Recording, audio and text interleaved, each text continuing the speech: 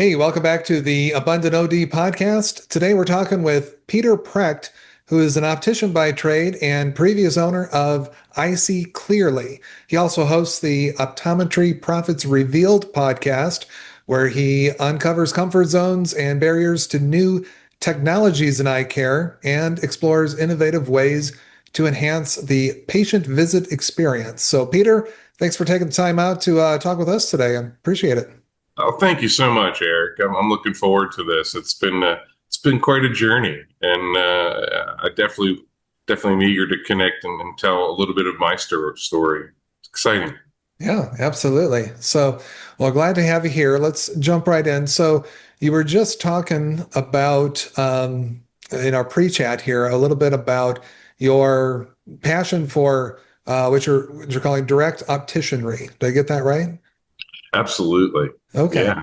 So what got you into that profession, or where does that passion come from, do you suppose, about making sure that is at the forefront and ties into the patient experience? Thank you. Thank you for asking that question. It is interesting. I had been building a program for my previous career. Had been, or part of my previous career, I've been in eye care for 39 years, and I spent a window of time selling prescription safety eyewear programs. Okay. And during the pandemic, I was working closely with somebody who their entire program was built on having an optician at a facility. So I was putting together something quickly for her that involved direct or remote optician access. So hopefully we were trying to connect the whole process where, her business didn't struggle because the opticians weren't able to go into the plants anymore for a window of time. Mm-hmm. And at the end of the day, I See Clearly and direct opticianry came out of that.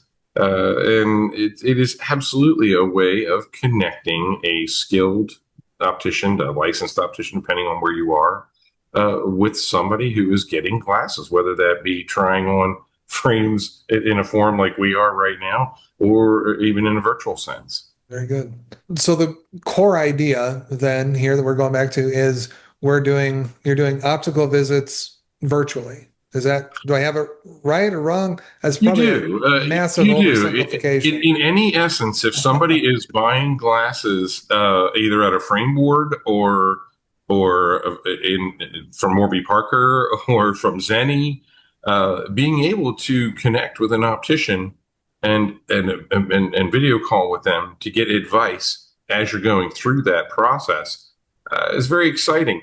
There's also no tool for a lot of brick and mortar locations to capture people that take their PDs and their prescriptions and go out the door. Mm-hmm. So in the case of this business design, it was to put together a situation where someone could even preload a kit and take it with them after they had their eye exam, or even virtually try on, because a lot of doctors have virtual try on their websites right now. So as they're trying that on, but maybe not pulling the trigger preliminarily, it's an opportunity to extend out beyond the practice so that there's an optician involved, either your optician or one that's with I See Clearly, either way, to be able to remotely assist. And then the term direct opticianry kind of came out of that, because remote it does sound remote. Doesn't sound as friendly maybe as direct. And I think direct opticianry helps to make a little bit more sense, to be able to directly be able to access from your phone an optician when you need it, is essentially what the core part of that design was. Okay. All right. Very good. So, and now just reading back over the description that I read a little bit ago on the podcast, you like talking about barriers to new technologies. What are some of the new technologies in eye care that you see people running into barriers on? Well, I think obviously there's undeniably a consumer trend and a consumer desire to purchase eyewear online, prescription eyewear. Mm-hmm. I believe the 2024 percentages were 15%. I believe that number is going to crest 25% before 2030. Mm-hmm. I don't know that with specific numbers, but the numbers do indicate that people aren't using their vision plans, whether they have them or not. Yeah. I don't know the exact number, but somewhere in the mid 40s and on down, that number is going to shoot way up into the 30s of people, 30 to 40 percentile, that are getting their glasses online. And again, whether it's a good experience or not, I think part of the industry has an opportunity to iron that out and make it smooth. But I think there's a lot of threats within the industry. Our industry is very divided by, right now it's divided by online sales, chains, and independently run practices. Mm-hmm. And then if you wanted to add a fourth category to that, you could add that category as an equity owned situation. Really, every optical we would see would fall into one of those buckets. What is the sophisticated plan to engage sales outside of those doors? And it's not a friendly discussion. It's been the enemy. Mm-hmm. Whether we're talking about VisionWorks, Lens Crafters, or Pearl Vision, or whether we're talking about Warby Parker or Zenni or iBuy Direct, it's just the locations changed, but the threat seems to be very real. Now we know that most people use their vision plans. If you have a vision plan at work, really, I think 8 out of 10 people use it. Yeah. But soon that number might be 7 or 6. Mm. I don't know those numbers, but I do know, and we do know, that people want to buy glasses online. And now I think post-pandemic, at all ages, which I think is fascinating. Before the pandemic, we knew unequivocally that people were scared to pull the trigger to buy online for fear of it being incorrect, Sure. which makes perfect sense to me. Yeah. But that number's been shattered quickly. Mm. And it is interesting. To me, it's a fascinating topic, and I am absolutely passionate about ways for the existing eyeglass dispensing system. How is it going to be able to change while the consumers are driving this change? The consumers don't necessarily want an optician involved, but those of us within the industry know that it's kind of the last ditch effort to make sure that they are. Because plenty of people are buying glasses just since you and I have been talking. Here it's early evening. People are clicking away and buying glasses in both of our states right now, and they haven't talked to an optician at all. And I think that's sad. And hopefully these things resonate within the right channels and begin to change and be embraced. And I believe they will. Yeah, no, it's a fascinating thing, right? And I'll tell you, for what it's worth, I have not converted to the likes to buy it online crowd for whatever reason. Maybe I'm tipping my age or something there, but it's like I've done plenty of try-ons. I've toyed around with it, and at the end of the day, I'm a very tactile person, and so I like to see how they're fitting me and how they feel, in addition to how they look. And I don't want, I want to be able to do this without having it like that small lag that you can see. That's just me. But no, I understand that a lot of people, more and more so, are not like that, and maybe converting to this new or the different experience, the online experience. And yeah, it's a real challenge, right? So, it is. But we know that most people feel the way that you do. I just think that it's very challenging for the existing system of going to a place and having your eyes examined at the place and getting your glasses at the place. And the truth is, all people under the age of 45 would just rather look at their phone and do that. If they could even have the eye exam part done with their phone, I believe they would. Now, I don't know those exact numbers, but I do find it very interesting that, and to get back to how difficult it has been to introduce new technologies, that can go for medical product too. It's not easy. There's been a profound decline in edger sales. There's been a profound decline in OTC or all kinds of different equipment that is, OCT sales are coming back up now. But, again, your Fields equipment, your retinal photo equipment, surged very heavy, 15 to 20 years ago, and there's a gap. And it's not easy for these products to be introduced in a way that is going to resonate with the future sales. How is this product going to make your practice function in a way where people want to come back and see you? And I think that that's a thinking inside the head of the consumer it's challenging for those in medical. I think it's challenging for dental. I think it's challenging for eye care. This is a really odd time where we're dealing with people that would do everything through their phone if they could. And by the same token, these parts of the industries that are able to reach out to them need to do it. Because how else are the bridges and the gaps going to be filled? They're going to be filled by people that don't know what they're doing. Yeah. And I think that we need to take advantage of this opportunity. I do see it happening. I see it happening through learning institutions. You and I talked briefly about before we began recording about students that I've met recently in downtown Philadelphia that are designing eyewear. Yeah. And that is incredibly exciting to me. From that, we're going to see kids that are interested in lenses. Sure. And there we go. Now we're introducing a viable field of practice that really should elevate everything. Mm-hmm. But again, having a direct optician, having a professional in places where they can't be physically, I think is going to be a huge game changer. Not reducing remakes, bringing some personalism into it again, as opposed to just click, click, click, click, Right. Like you said, I've tried virtual try-on and I do enjoy it, but there's nothing that substitutes putting it in my hand and on my face. Sure. I mean, I'm going to wear these. They're on my face, right? Yeah, they're very much a part of you for as long as you own them. Yeah, that's right.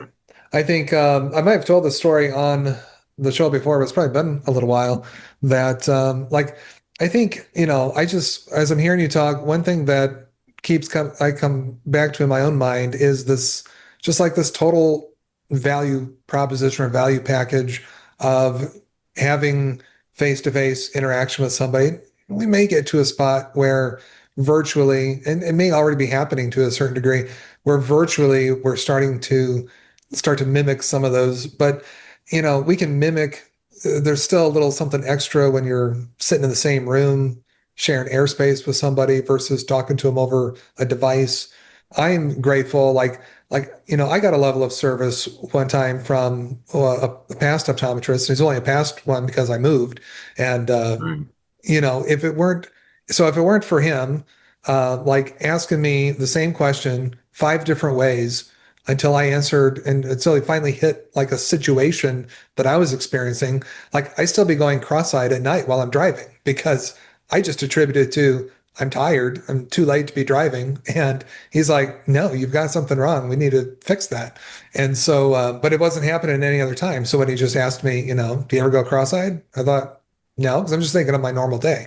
So it's stuff like that, just a small example. And I'm sure there's hundreds of them, if not more, that I just don't know if we get that same sort of in-depth interaction if the device, if the virtual appointments get to that level where they can start to just, have, it's tough to have a relaxed, because that was kind of a relaxed conversation that he just kind of kept coming back to and pinging me on, as opposed to, virtual still feels a little formal. It's just hard to get into a more relaxed conversation with somebody sometimes, unless you're a podcaster. But. Well, and to take that, 2 steps further, those types of questions, and they did with you, they went into your life in a specific corridor. He was able to connect that, your eyes are doing something different when they're driving as opposed to other times and other conditions. And if it's inducing something else, then he's thinking, he's processing it. But he's also doing it in a conversational way. Optometrists are very, very good at that. That is a skill that is learned as you do your job. And you're either good at it or you're not. But it's nice that you remember that because you're right. There is a level of personal connection that can't necessarily be quantified or described very, very easily. And sometimes it's very deep with the doctor, but sometimes it's very deep with the optician. If there's been any ill experience, say you got a prescription or a set of glasses that didn't go right, I'm here to tell you that 8 out of 10 times the optician got to the bottom of it. And that is a good experience. And people remember that. And they do seek to go back to their opticians. And this was certainly in my mind as I began to forge, the whole idea of I See Clearly is to make sure that people can take that in a portable way. But I'm not suggesting that you have a tele experience with your doc. Like we just said, there are things that really ought to be done face to face and conversational and very, very well done. And that's an optometric situation right now. I think that they have done a nice job hanging on to those aspects of their field when they've been forced with such a massive influx of insurance. Insurance runs what they do. And we don't want it to change what we just described. So we have to sometimes work harder to make sure those things are connected and part of what we do. The best practices we work with, Eric, the doctor's doing it all from the chair. I mean, it's an experience that people go back for. Sure. Because they remember it. Yeah. It's not just I saw clearly at the end. It's, oh my gosh, I wouldn't have thought about that while I was driving. Right. You know, your eyes crossing while you're driving is a bad thing. You don't want that going on. So that is, I love to hear stories like that. I had a similar experience with exotropia, where I was working with an optom who explained to me why I could never get more than 30 pages into anything without falling asleep. Oh. And unfortunately, I figured this out at 38, so I was many years down the road and had really struggled to get my bachelor's degree, but was able to do it. Again, those are things where the doc helps you get there.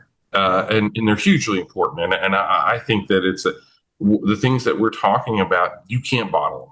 And they don't always work well on video in any way.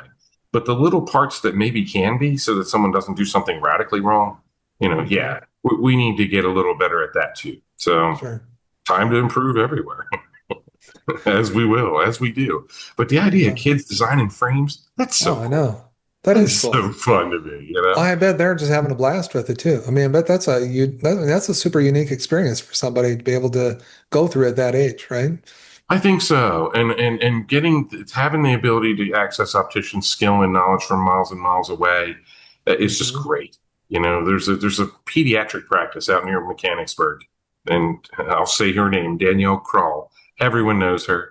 Her famous cat, Truffles the cat, is known globally by the millions.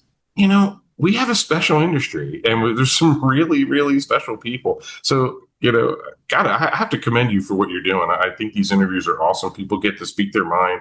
They get to make sure that what they're passionate about is known. And I think that that's huge. It really makes a big, big difference for everything that we're doing going forward. Yeah, that's awesome. Well, very good. They're very fun to do, and I get to learn from a lot of great people in this industry as well. So I thoroughly enjoy it just as much as you enjoy listening. So thanks for that. A little bit earlier, you had mentioned, the previous owner of I See Clearly, but it was maybe leading into something else that you were going to be doing.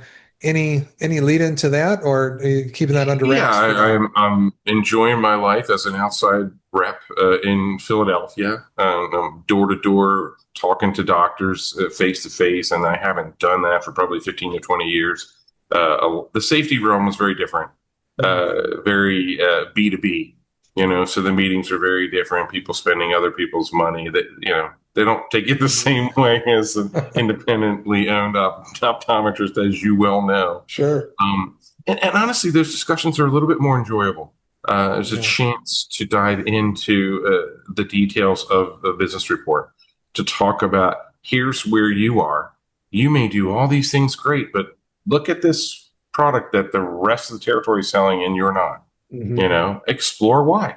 Educate your people about it. See what happens. That part I think is very, very enjoyable, and something that I kind of missed out on in the early part of my career. The safety did open the doors and help me be able to create I See Clearly and have fun with that.